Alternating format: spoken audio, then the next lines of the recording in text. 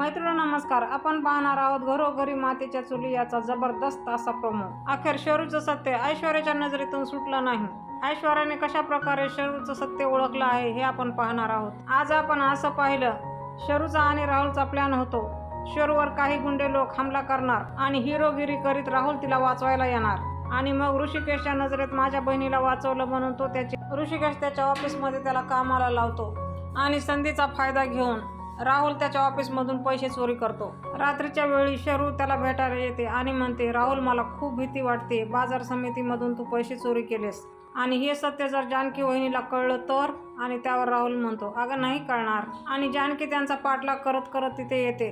गाडीचे लाईट चालू होतात. त्यांच्या दोघांच्या तोंडावर लाईट चमकतात आणि जानकी म्हणते, ऑलरेडी कळलंय. जानकी शरूला म्हणते, तुमच्याकडनं ही अपेक्षा नव्हती वंश. जानकी त्या दोघांजवळ येते आणि त्या दोघांकडे बोट दाखवून म्हणते, 24 तासाच्या आत जर तुम्ही पैसे परत केले नाही तर तुमच्या दोघांची काही खैर नाही. आणि हे सगळं आपल्याला 7 जून रोजी पाहायला भेटणार आहे. तेव्हा कोणीही मिस करू नका. असेच नवनवीन आणि फुल अपडेटसाठी आजच आपलं चॅनल सबस्क्राईब करा. बेल आयकॉन प्रेस करायला विसरू नका. व्हिडिओ आवडला असेल तर एखादं लाईक नक्कीच करा.